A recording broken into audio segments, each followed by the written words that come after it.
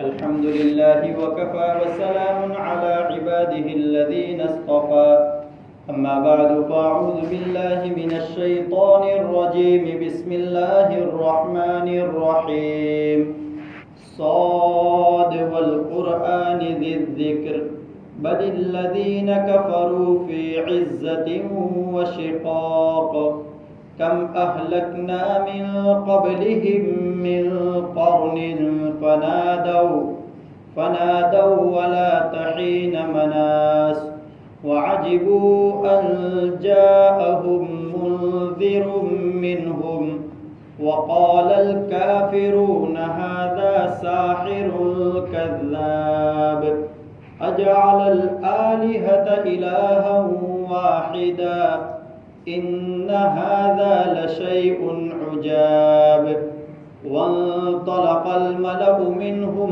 أن امشوا واصبروا على آلهتكم إن هذا لشيء يراد صدق الله العظيم. درود شریف. اللهم صل على سيدنا محمد وعلى سيدنا محمد وسلم. سورۃ الصاد گزشتہ جو قصہ ہوئی تو سب سے پہلے سبق کی یاد دہانی ہونی چاہیے کہ جو سبق دیا گیا تھا گزشتہ قصہ میں وہ ماشاءاللہ آپ لوگوں کو یاد ہی ہوگا کہ ہم اپنے ہر عمل میں اخلاص کا استحضار رکھیں. کوئی بھی چھوٹا یا بڑا عمل کرے کتنے دنوں تک مشق کرنی ہے؟ 40 دنوں تک. 40 دنوں تک کوئی بھی ہم کام کریں، چھوٹا کام کرے کہ بڑا کام کرے، مثال کے طور پر نماز جیسے عظیم الشان عبادت کرے، عبادت ادا کرے، یا چھوٹا سا کام کہ راستے میں چل رہے تھے کوئی تکلیف دہ چیز راستے میں نظر آئی اس کو ہم نے ہٹا دیا. تو چھوٹا کام ہو کہ بڑا کام ہو ہر عمل میں اخلاص مستحضر ہونا چاہیے. یہ گزشتہ قصہ کا سبق تھا. بہرحال سورۃ الصاد کے اندر اللہ تعالیٰ قسم کھا کر کوئی بات کہنا چاہ رہے تھے. قسم بھی کس کی؟ کہ صاد والقرآنی، کہ قرآن کی قسم، اس کتاب کی قسم جو بار بار پڑھی جاتی ہے. بعض علماء نے جو جمعہ کے بیان کے اندر آیا تھا کہ اقرا پڑھیے، پھر آگے جا کر پھر کہا اقرا پڑھیے، کہ نماز کے اندر بھی قرآن کو پڑھو، نماز کے باہر بھی قرآن پڑھو. کہ جس طریقے پر نماز بغیر قرآن کے ادا ہی نہیں ہوتی ہے ویسے ہی وہ زندگی ہے کہ جس کی زندگی میں قرآن کی تلاوت نہ ہو. قرآن کی تلاوت کے بغیر جینا اور مرنا دونوں برابر ہے، یہ علماء نے لکھا ہے.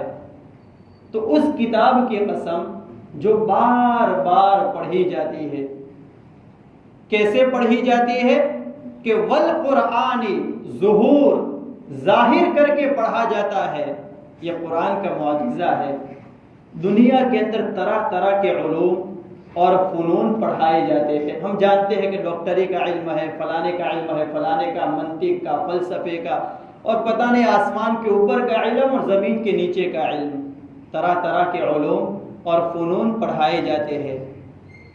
جو کتابیں رٹنے سے متعلق ہے، اگر ان کتابوں کو یاد کرنا ہے تو طریقہ یہ ہے کہ آواز سے ظاہر کر کے پڑھو، بار بار پڑھو، تب جا کر سینے میں آ جائے گی، وہ محفوظ ہو جائے گی. یہ تو بات ان کتابوں کے متعلق ہوئی جن کتابوں کا تعلق رٹنے کے ساتھ ہے، جن فنون کا تعلق رٹنے کے ساتھ ہے. جو علوم گہرے ہیں، جو فنون گہرے ہیں، مثال کے طور پر کوئی بالکل دقیق علم ہے، دنیا کا علم چونکہ میں پڑھا ہوا اس لیے میں نہیں جانتا ہوں، مگر عربی کی مثال دیتا ہوں کہ منطق کا علم، فلسفے کا علم، یا فرض کر لو کہ بایولوجی کا کوئی علم ہے، یا ایسی طرح کیمیکل کے متعلق اسٹڈی کرنے کے متعلق کوئی علم ہے، تو اس علم کو محفوظ کرنے کا طریقہ کیا ہوگا؟ ہم نے عام طور پر اسٹوڈنٹس کو دیکھا ہے کہ وہ آواز سے پڑھیں گے تو وہ فنون اور وہ مضامین ذہن میں نہیں آتے ہیں. ان مضامین کو ذہن میں بٹھانے کا طریقہ یہ ہے کہ کتاب کو ہاتھ میں پکڑو، آواز نکالے بغیر غور و فکر کرو، تب جا کر مضامین دل میں اتریں گے. یہ طریقہ ہے. مگر قرآن کے بارے میں کہا کہ والقرآنی، کہ قرآن کی قسم جو ظاہر کر کے پڑھی جائے تو بھی غور و فکر سے مانے نہیں ہے. کوئی آدمی قرآن کو ظاہر کر کے پڑھے تو جیسے آواز سے پڑھے گا کہ دنیا کا فن، دنیا کا علم اور دنیا کو چھوڑو، وہ علم، وہ علوم کہ جو قرآن کو حاصل کرنے کے لیے پڑھائے جاتے ہیں، منطق کا علم، فلسفے کا علم، اس کا بھی خاصہ کیا ہے کہ آواز سے مت پڑھو، آہستہ پڑھو، تب جا کر مضامین اتریں گے. قرآن جو بحر العلوم ہے، سارے فنون کا سمندر ہے. کوئی آدمی آواز سے پڑھے گا تو بھی اس کا غور و فکر قرآن میں ہوتا رہے گا.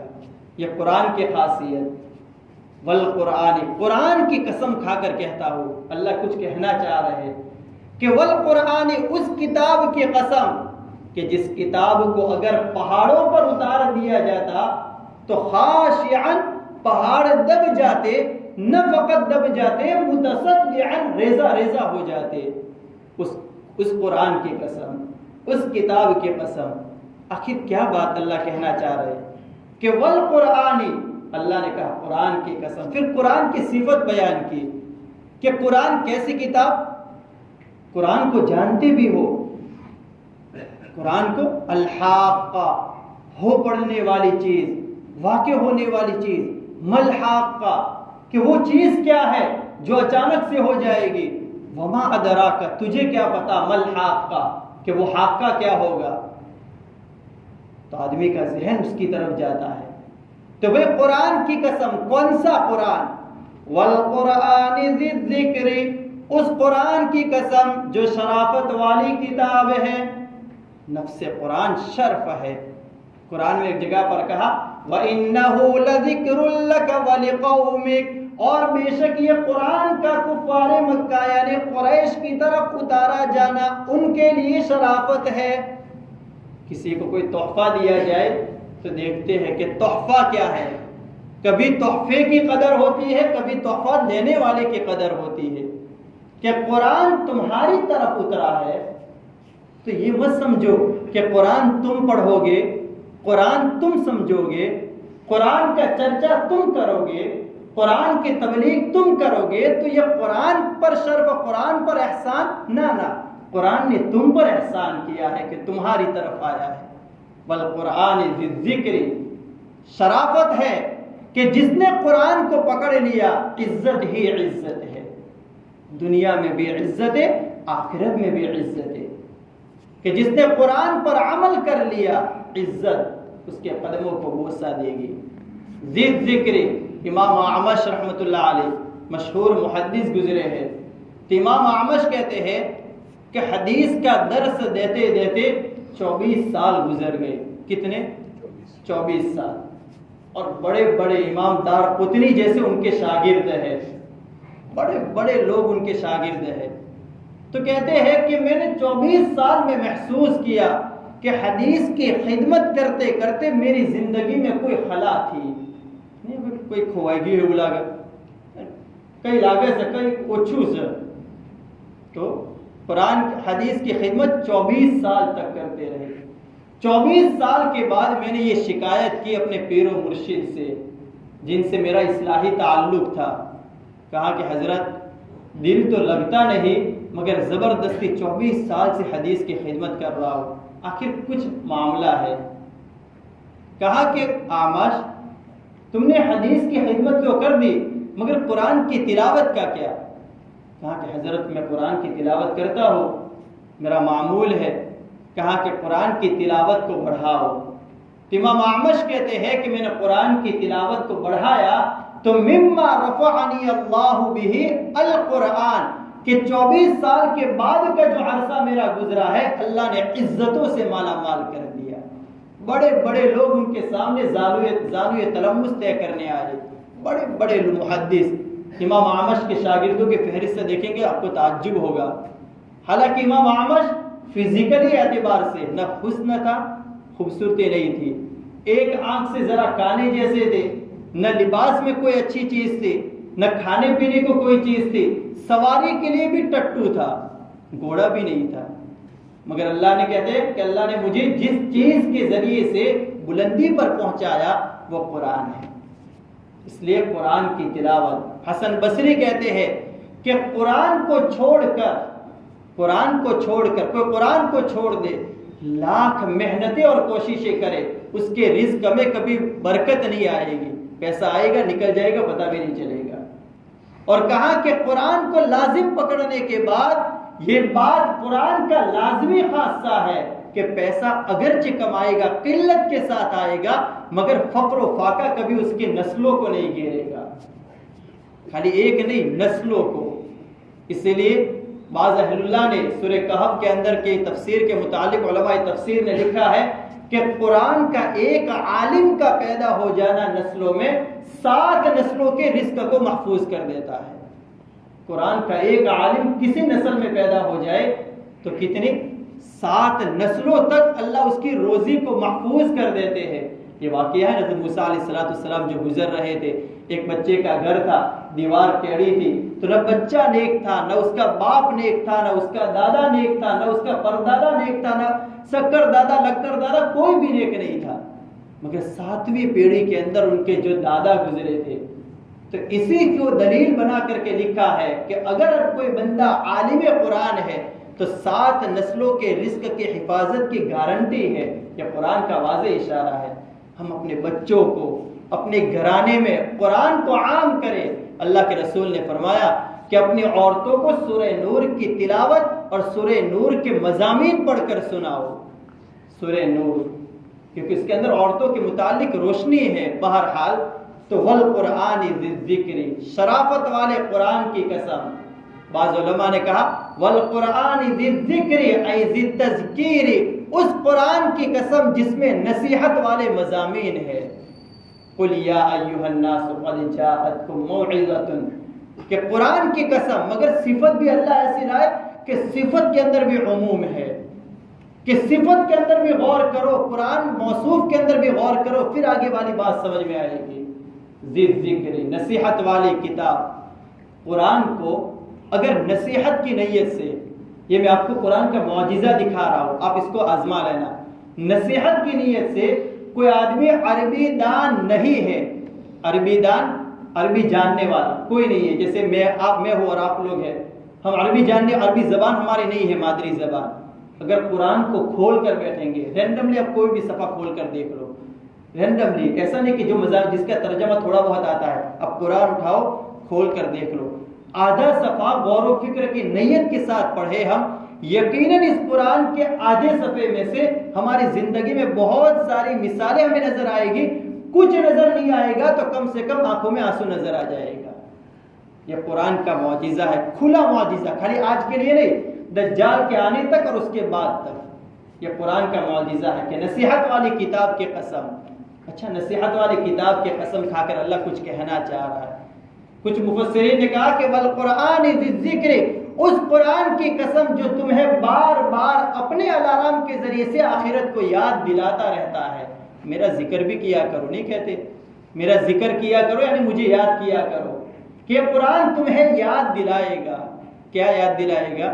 وَلَا تَكُونُوا كَالَّذِينَ نَسُوا اللَّهَ، کہ اللہ کہتا او میرے ابن آدم، یعنی اللہ کے رسول کے واسطے سے پوری امت کو خطاب، کہ ان لوگوں کی طرح مت بنو جو اللہ کو بھول گئے۔ کیا ہوگا کہ وہ اللہ کو بھول گئے تو اللہ نے انہیں بھی بھلا دیا، ان لوگوں کی طرح نہ بنو۔ اگر نہیں بننا ہے تو والقرآن ذی الذکر، کہ قرآن تمہیں یاد دلائے گا، ہر بات قرآن یاد دلائے گا، کہ پیدائش کے مرحلے سے لے کر کے بعث بعد الموت تک کے تمام مراحل، اور اس کے بعد کے مراحل اور اس سے پہلے کے مراحل جو عالم الستو کے متعلق ہے، وہ سارے مراحل کا تفصیل تذکرہ قرآن میں ہے۔ وہ قرآن پڑھو تمہیں یاد کرائے گا۔ قرآن کی قسم کہ جو قرآن، جس قرآن کے اندر اگلی کتابوں کا بھی تذکرہ ہے، ذکر تذکرہ کہ اگلی کتابوں کا بھی تذکرہ ہے، وہ قرآن کی قسم کھا کر اللہ کہہ رہے ہیں والقرآن ذی الذکر، اس کتاب کی قسم جو تمہارے لیے باعث شرف ہے، اس کتاب کی قسم جو تمہارے لیے نصیحت ہے، اس قرآن کی قسم ذی الذکر جس میں نصیحت کا سامان ہے، اس کتاب کی قسم جس میں اگلی کتابوں کا بھی تذکرہ ہے، بل الذین کفروا فی عزت و شقاق۔ اللہ جو بات کہنا چاہ رہا ہے، ایک تو میں یہ کہوں توجہ سے سننا، قسم کھاتا ہوں خدا کی قسم توجہ سے سننا، بلکہ منافقوں کی تعداد زیادہ ہے۔ اب آپ لوگ کہیں گے بات کیا ہوئی؟ میں کہہ رہا ہوں توجہ سے سننا، خدا کی قسم، پھر میں نے کہا بلکہ منافقوں کی تعداد زیادہ ہے۔ بیچ میں کچھ چھوٹ گیا لگتا ہے، تو اللہ نے ایسے کہا قرآن کی قسم، بلکہ کفار لوگ جو ہیں وہ عزت نفس میں پڑے ہوئے ہیں۔ جو بات اصل کہنی ہے غور و فکر کرنے والا جانے گا۔ اللہ جزائے خیر عطا فرمائے علماء تفسیر کو، انہوں نے وہ پوشیدہ بات نکالی کہ والقرآن ذی الذکر، قرآن کی قسم، کیا اللہ نے کیا کہا؟ چھپا دیا کہ غور کرو، غور کرنے سے پتا چلے گا کہ وہ چھپی ہوئی بات یہ ہے کہ مل امرو کما یقول الکفار، بات وہ نہیں جو کفار کہتے ہیں۔ کفار کے 3 دعوے تھے کہ وہ 3 جو دعوے کرتے ہیں، وہ 3 دعوے والی بات سچی نہیں ہے، قرآن کی قسم کھا کر کہتا ہوں۔ اللہ ہمیں سمجھا رہا ہے کہ میں قرآن کی قسم کھا کر کہتا ہوں، جو کفار کہتے ہیں ایسی بات نہیں ہے۔ کفار نے پہلی بات کہی اجعل الآلہۃ الہا واحدا، توحید کا انکار۔ وہ کہتے ہیں یہ کیسا اسلام ہے کہ بہت سارے معبودوں کو ملا کر ایک معبود بنا لیا گیا، کیونکہ وہ پانی کا معبود الگ مانتے ہیں، فلانے کا معبود الگ ہے، دانا نکالنے والا معبود الگ، اندر تربیت کرنے والا معبود الگ۔ تو یہ کیسا اسلام ہے کہ سارے معبود مل کر ایک ہو گئے؟ اجعل الآلہۃ الہا واحدا، اللہ کہتا ہے میرے بندو وہ جو بات کہتے ہیں توحید کا جو انکار کرتے ایسی بات نہیں ہے، مگر وہ ایسی بات کیوں کرتے ہیں اس کی وجہ آگے بیان کرتے ہیں، کیونکہ وجہ کا تعلق امت کے ساتھ ہے کہ وہ وجہ اپنے اندر کبھی پیدا نہ کرنا، ورنہ تم بھی توحید کے منکر ہو جاؤ گے۔ بات وہ نہیں ہے جو کفار کہتے ہیں، ایک دعویٰ توحید کا انکار، دوسرا دعویٰ وَيَقُولُ الَّذِينَ كَفَرُوا لَسْتَ مُرْسَلًا، رسالت کا انکار۔ نعوذ باللہ، اللہ کے رسول کی رسالت کی عظمت ان کے دلوں میں نہ رہی کہ ان کے نام پر محمد کا نام آئے کہ نہ آئے، دل میں کوئی امنگ پیدا نہیں ہوتی، کوئی عظمت نہیں ہے رسالت کی صلی اللہ علیہ وسلم، کہ اللہ کے رسول کا تذکرہ کرنا ان کی مجالس میں ان کے فقر، ان کے بخل کو ظاہر کرنے کی نشانی بن گیا۔ نہ درود ہے، نہ اللہ کے رسول کا عشق ہے۔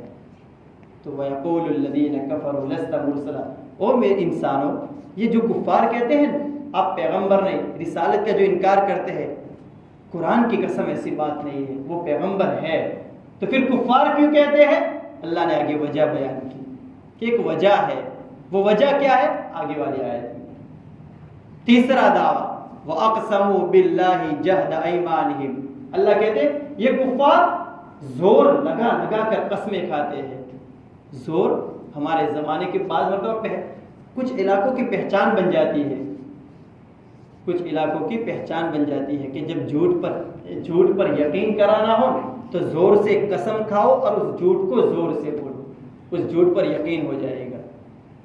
تو وَأَقْسَمُوا بِاللَّهِ جَهْدَ أَيْمَانِهِمْ پہلے زمانے سے ہے کہ زور لگا لگا کر قسمیں کھاتے ہیں، کیا لا يبعث اللہ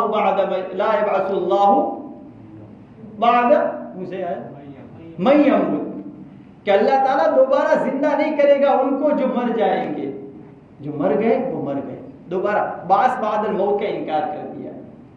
تو یہ جو 3 دعوے ہیں، اللہ کہتا ہے کہ میرے بندو یہ کفار جو کہتے ہیں کہ توحید کا انکار کیا، یہ کفار جو کرتے ہیں کہ رسالت کی عظمت کا انکار کیا، یہ کفار جو کرتے ہیں کہ بعث بعد الموت، مرنے کے بعد دوبارہ زندہ ہونا، اس کا انکار کر دیا، ایسی بات نہیں ہے، قرآن کی قسم کھا کر کہتا ہوں۔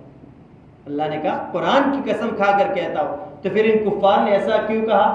کیا ان کے پاس کوئی دلیل تھی؟ کوئی دلیل؟ دیکھو ایک تو یہ ہے کہ بندہ یہ کہے کہ بھائی آپ یہ کام کر دو فلاں، یہ کیا یہ کہ کوئی واقعے کے متعلق کہتا ہے کہ ایسا نہیں ہوا ہے تو انکار کر رہا ہے، مگر وہ ایسا سمجھ رہا ہے کہ واقعی میں نہیں ہوا ہے، ایسا سمجھ رہا ہے کہ واقعی میں نہیں ہوا ہے، تو یہ بندہ معذور سمجھا جا سکتا ہے۔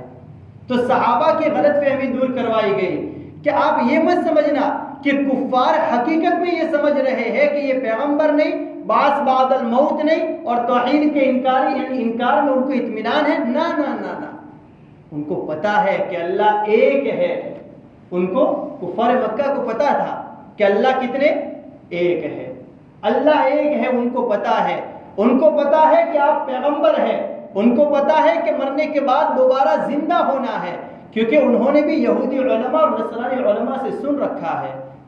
تو پھر باری تعالیٰ یہ لوگ انکار کیوں کرتے ہیں؟ تو اللہ نے وجہ آگے بیان فرمائی کہ وہ وجہ بل الذین کفروا فی عزت وشقاق، اس آیت کے اندر وجہ بیان کی، اس وجہ کو انشاءاللہ اگلی قسط میں بیان کریں گے۔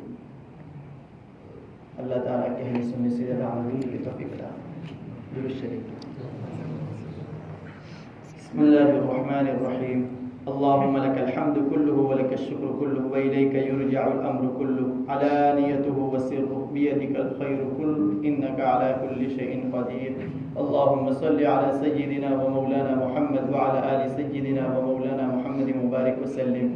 اے اللہ تو ہمارے گناہوں کو معاف فرما، اے اللہ قرآن تیرے کلام سے سچی پکی محبت ہمارے دلوں میں پیدا فرما، اے اللہ ہمیں اپنی نسلوں کو قرآن سیکھنے اور سکھانے کی توفیق عطا فرما، قرآن علوم کو ہماری نسلوں میں منتقل کرنے کی فکریں ہمارے دلوں میں پیدا فرما، سچا پکا قرآن سے عشق عطا فرما، قرآن کے ذریعے سے ہماری زندگی کو مزین فرما، ہمارے دلوں کو مزین فرما، ہر وقت ہماری زبان پر بہترین ذکر قرآن کی تلاوت جاری ہو، ایسے ہمیں توفیق عطا فرما، تیری رضامندی والی زندگی عطا فرما، تیرے محبوب کے نقش قدم پر گامزن ہونے کی توفیق عطا فرما، جو مانگا وہ بھی عطا فرما، جو مانگنے سے رہ گیا وہ بھی عطا فرما۔